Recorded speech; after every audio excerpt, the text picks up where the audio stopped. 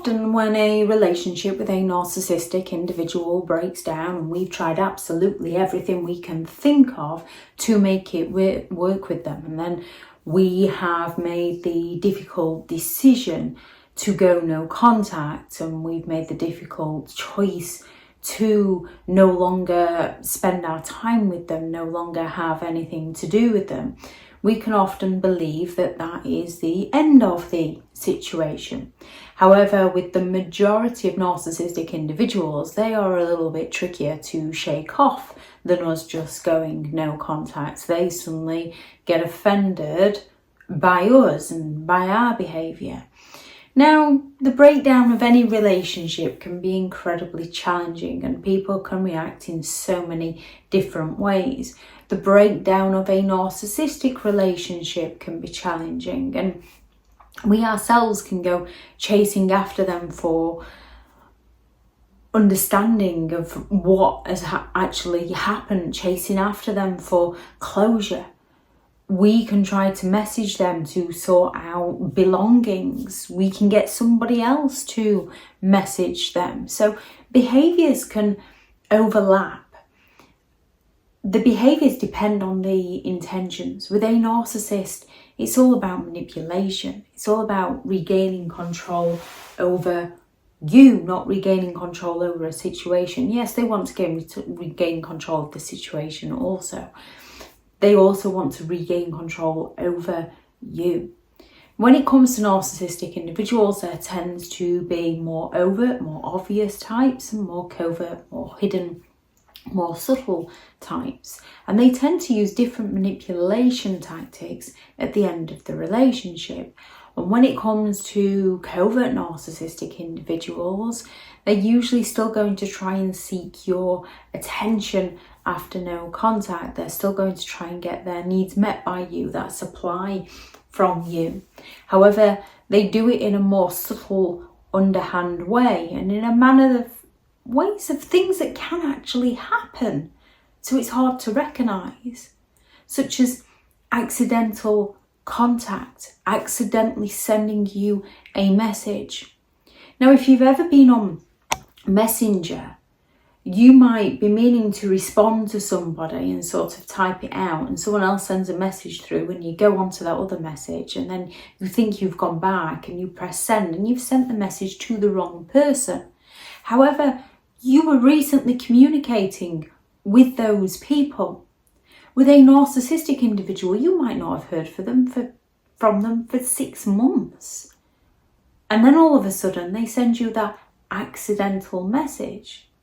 They will have had to have searched through their phone to get your number to send you that accidental message. And more often than not, if you've actually blocked them, they've had to get a new phone in order to be able to send you that accidental message. Or they might just try to make contact for random reasons. You can try and contact a narcissist about belongings, the belongings that they have kept of yours or belongings they've left behind at yours, wanting to sort of get your things back and give them their things back. So you can feel like you're chasing after them, and they get this. This is why they leave their belongings.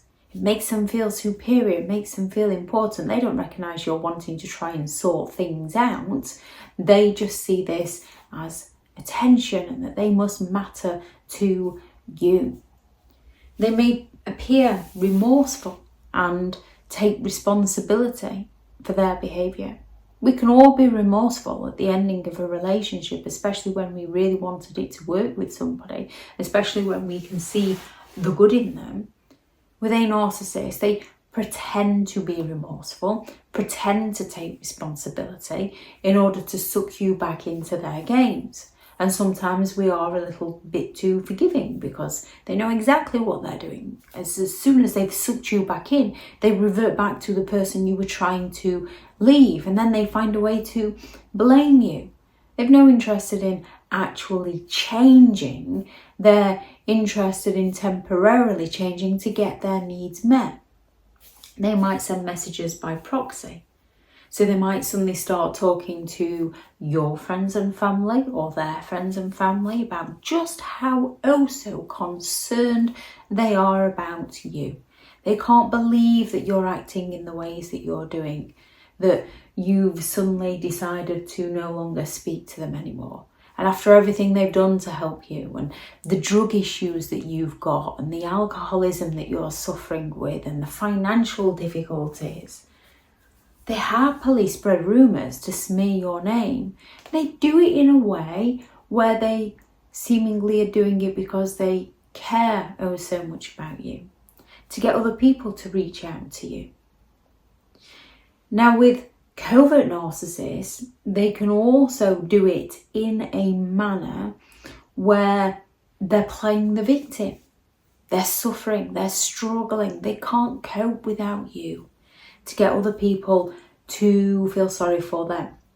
And if you've gone on a journey of self-improvement to improve who you are and have a new direction in your life, and you're doing well because you're no longer with a narcissist, the covert narcissist will play on this all the more, of how you're the one that's rubbing it in their face.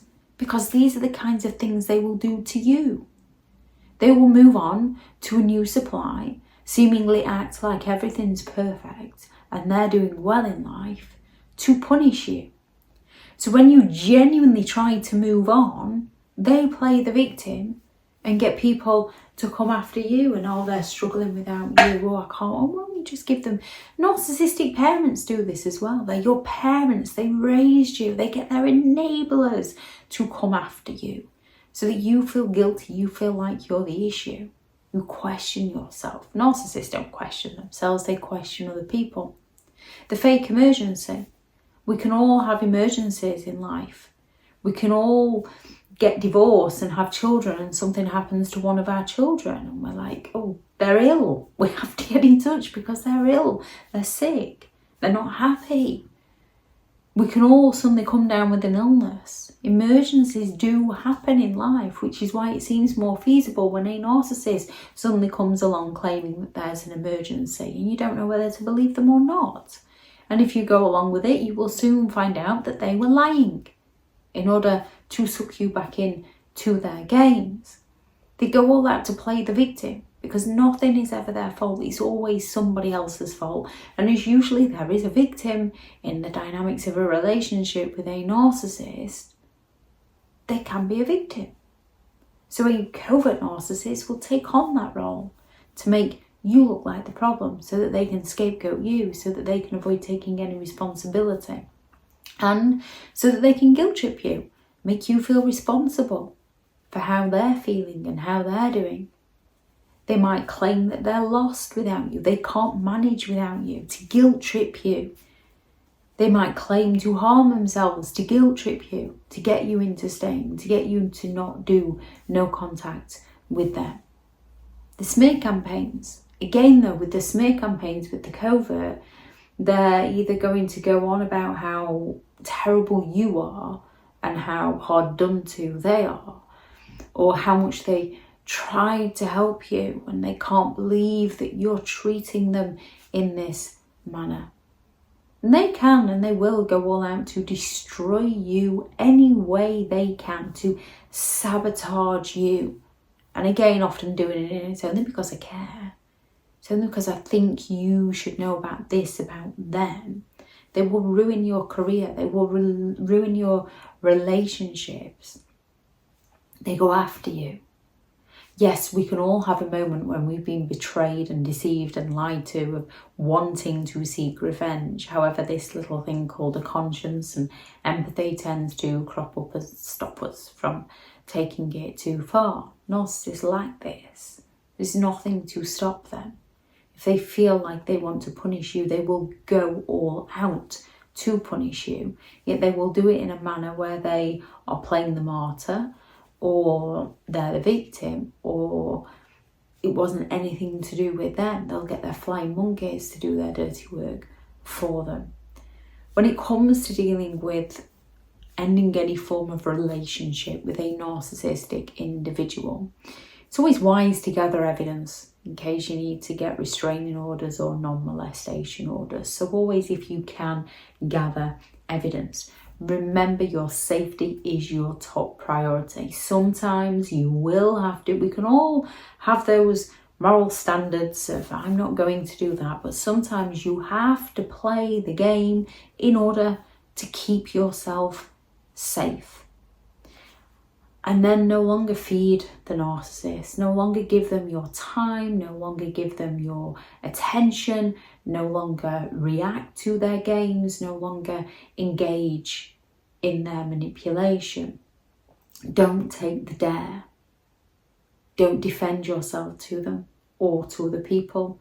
Don't argue with them. Don't rationalize their behavior. Don't excuse their behavior. Cut off all supply and focus on your future. Focus on the things that you would like out of life. And grab a hold of your intentions. Behaviors can be very similar. Intentions are often very different. So when you're moving on to better your life, you're doing it for you so that you can have a better and a brighter future. You're working on yourself for you. Narcissists work on themselves to impress other people. Doing it for you. A narcissist will try and manipulate the situation to lead you to believe, or those around you to believe, that you're intense and that you're coming from a place that they're coming from. However, when you know this within yourself, that you're not, and what your intentions are, it's easier not to listen to the gossip of others and stay in your own lane. And recognise you don't need that validation from others. You don't need everybody to understand who you are. You don't need everybody to understand your motives or your intentions. You just need to be good with who you are as a person. And know that you're doing your best at that given moment in time. If anyone has any thoughts on this video, please do add those into the comments for people reading through. Thank you very much to all the returning subscribers and your continued support with the channel. It's greatly appreciated. If you are new to the channel, I'm Elizabeth Shaw. This channel is all about narcissistic behaviour to give you more understanding of the people you might be dealing with within your life, how to handle yourself around those people if you cannot go no contact, and different methods to find what works for you to help you understand and overcome narcissistic and emotional abuse. If you do find the information helpful on the channel, please do subscribe. If you are looking for further help and support in understanding and overcoming narcissistic and emotional abuse, I do have several online guides available, and those teachable links are in the video description. If you're looking for someone to speak to, I have partnered with BetterHelp, and their sponsored link is also in the video description. I do also have several books out on Amazon: 15 Rules to Deal with Narcissistic People If You Cannot Go No Contact, a Narcissist Handbook to Understand and Overcome Narcissistic and Emotional Abuse, and How to Create Boundaries Around Those Who Have No Respect for Your Boundaries. If you'd like to go and check those out, they'll be in the description also. Go out there and have the day that you deserve, because you do deserve to have an amazing day. Bye.